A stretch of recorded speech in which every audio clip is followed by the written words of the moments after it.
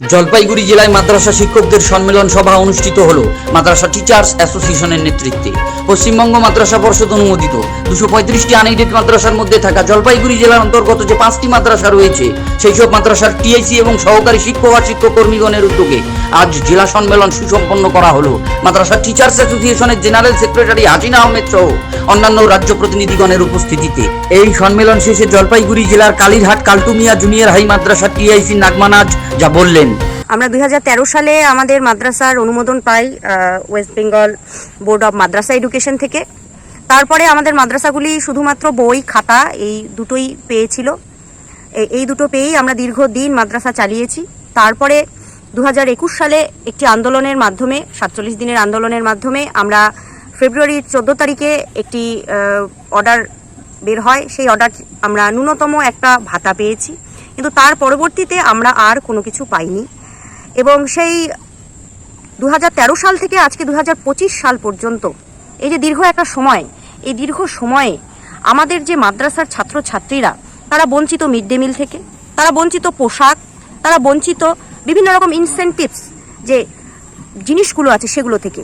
এদিকে মমতা ব্যানার্জি বলছেন যে আমরা সংখ্যালঘু ছাত্রছাত্রী যারা আছে যারা তাদের আমরা যাতে উন্নতির পথে নিয়ে যেতে পারি, এগিয়ে নিয়ে যেতে পারি।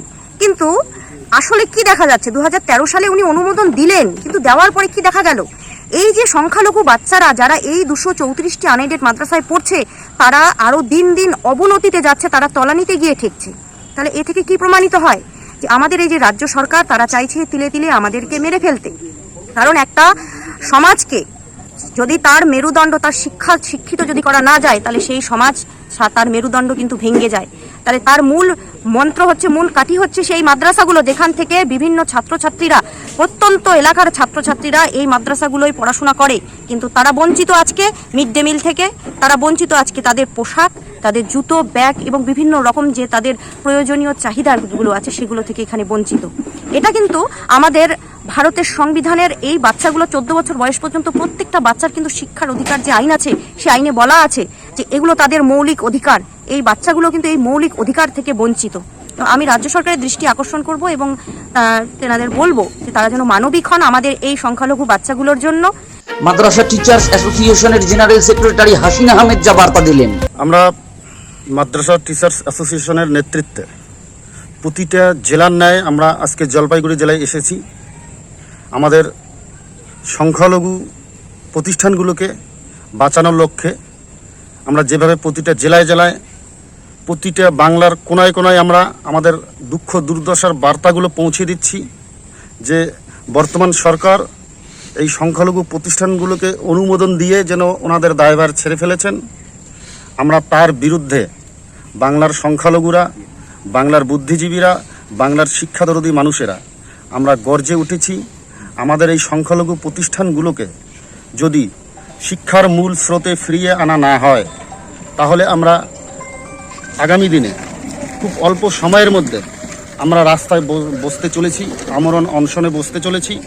অলরেডি আমরা তার জন্য হাইকোর্টে পারমিশনের উদ্দেশ্যে আমরা কেস ফাইল করেছি। এই সরকার যদি এই প্রতিষ্ঠানগুলোকে যে তাদের যে না পাওয়ার যে বেদনাগুলো রয়েছে, যেমন ছাত্রছাত্রীদের মিড ডে মিল, জামা জুতা, পোশাক থেকে শুরু করে সবুজ সাথী, কন্যাশ্রী, বিভিন্ন সরকারি প্রকল্প থেকে যে এই সংখ্যালঘু প্রতিষ্ঠানগুলোকে বঞ্চিত রেখেছে, সাথে শিক্ষকদের কোনো কনফার্মেশন নেই, এই প্রতিষ্ঠানগুলোতে কোনো বিল্ডিং গ্রান্ট দেওয়া হয় না, এই প্রতিষ্ঠানগুলোর যারা শিক্ষক রয়েছেন তাদের সামান্যতম ভাতা দেওয়া হয় 5,000, 6,000, 12,000 টাকা। এই দ্রব্যমূল্য বৃদ্ধির বাজারে যা দিয়ে সংসার চালানো অসম্ভব।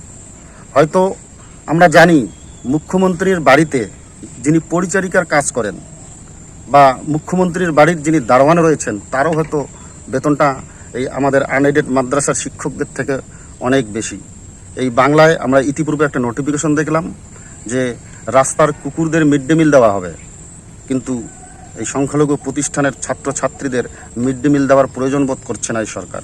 তাই আমরা সিদ্ধান্ত নিয়েছি প্রতিটা জেলায় জেলায় আমাদের বার্তাগুলো পৌঁছে দিয়ে আমরা সংখ্যালঘুরা ঐক্যবদ্ধ হয়ে আমরা হাইকোর্টের পারমিশন নিয়ে কলকাতার রাজপথে বসতে চলেছি, যতক্ষণ পর্যন্ত না আমাদের এই দাবিগুলোকে পূরণ করা হয়।